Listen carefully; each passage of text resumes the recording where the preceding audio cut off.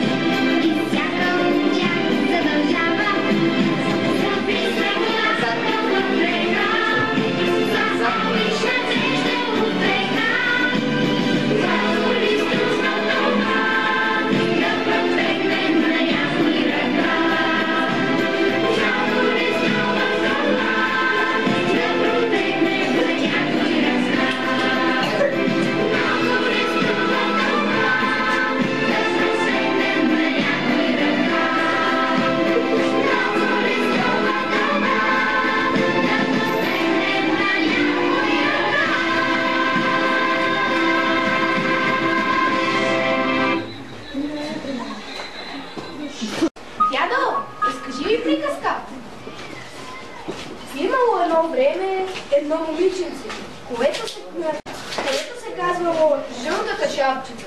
Не, червената! А, да, червената шапчица. Майка е извикала и казала: слушай, зелена шапчица. Ама не, дядо, червената! А, да, червена. Иди при нея, Диди, да изнесеш тези обелки картофи. Не, върви при баба си да изнесеш тази пшенична питка. Добре, момиченцето отишла в гората и срещнала един жираф. Каква бъркотия? Срещнала вълк, а не жираф. И вълкът се попитал: колко прави 6 по 8?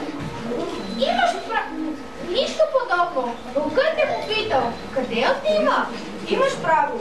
И черната шапчица отговорила: червената шапчица, дядо! Червената! Червената! Да, и отговорил: отивам на пазар, за да купя доматено пюре. И не съм ми минало това през главата. Отивам при баба, която е болна. Не мога да се спомня пътя. Точно така. И конят казал: Какъв кон? Това бил вълкът, дядо! И казал така: вземи трамвай номер 6, слез на площада и там ще видиш 300 пала и една паричка. Вземи паричката и с нея си купи гъвка. А сега ме остави да си прочета вестника. Дядо, ти изобщо не знаеш да разкажеш приказки. Всичко обърка. А дъвката пак ще си купи. Добре, ето ти паричката. Благодаря.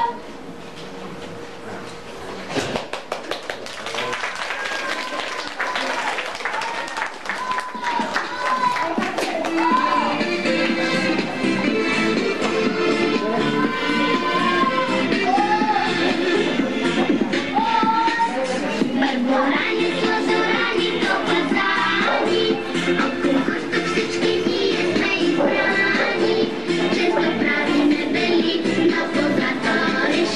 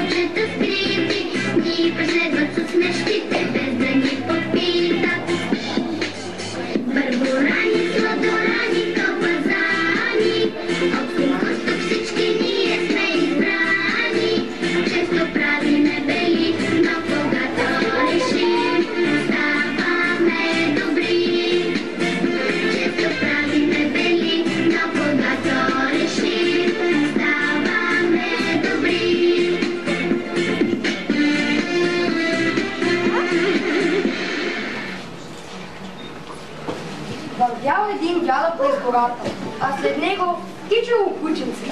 Както си вървял дядото, пуснал си ръкавичката. Дотичала мишката, влязъл в ръкавичката и рекла: Ето къде вече се живее. след малко, скок под скок, пристигнала жабата. Мишкица гризата, а ти кой си? Жабата е рана. Годината плана. Добре, влез. Станали двама, дотичало зайчето, спрял се пред ръкавичката и попитало: Кой живее? Мишкица гризата, жабата е рана. А ти кой си? Аз съм заедно в уши. Може? Слезам. Добре, влез. станали трима, дотичала и лисицата. Кой живее тук? Мишкица гризата. Жабата е рана. А ти коя си? Аз съм лисичка коничка. Кажете ме име. Добре, влез. Ето ги вече четирима. Задал се и вълкът. Кой живее тук? Мишкица гризата. Жабата е рана. Заедно с уши. Лисичка коничка. А ти кой си? Аз съм вълче мудречко. Пустете ме име. Добре, влез. Станали вече петима. Не щеш ли дотърчал и гигант? Гру. Кой живее тук? Мишкица гризата. Жабата е рана. И заедно с уши. Лисичка коничка. И вълче мудречко. А ти кой си? Аз съм гигантчета Коланчо. Пуснете име. Добре, влез. И ето ги вече шестима. Станало толкова тясно, че не може ли да помръдна. Изведнъж пропукали зъчки. От гората излязъл мечока и заръмжал. Кой живее тук? Мишкица гризата. Жабата е рана. Заедно с уши. И лисичка коничка. И вълче мудречко. И гигантчета Коланчо. Хо-хо-хо, най-множко сте се насъбрали. А ти кой си? Аз съм Мецан Големан, пуснете и мен. О, вече място няма, но какво да не правим? Но обещай, че ще стои само в пътъчето. Влязъл и Мецан Големан. Станали седмина, а ръкавичката така се издула, че аха, за малко да се пръсне. В това време дядото гледа, няма му ръкавичката. тръгнало обратно да я търси. А кученцето скукнало пред него, що да види.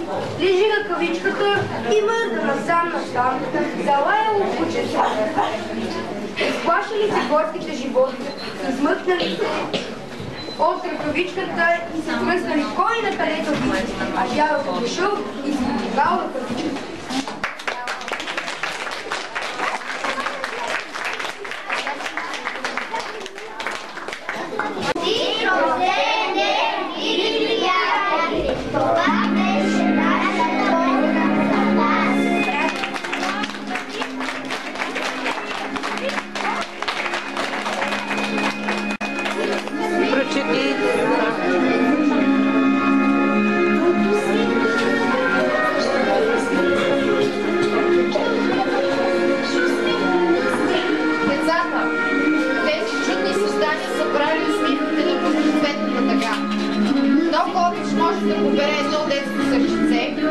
Много радост може да обгърнат две детски ръчички, много надежда могат да ловят две питешки очички. Децата с специални образователни потребности са част от нашите деца. Уважението към тях означава самоуважение, а помощта е проява на човеколюбие. Приемете усмивките ни като поздрав за вашата работа, обич и специално внимание към тях. И не забравяйте, че усмивката трае миг, но подарява вечност. Честит рожден ден!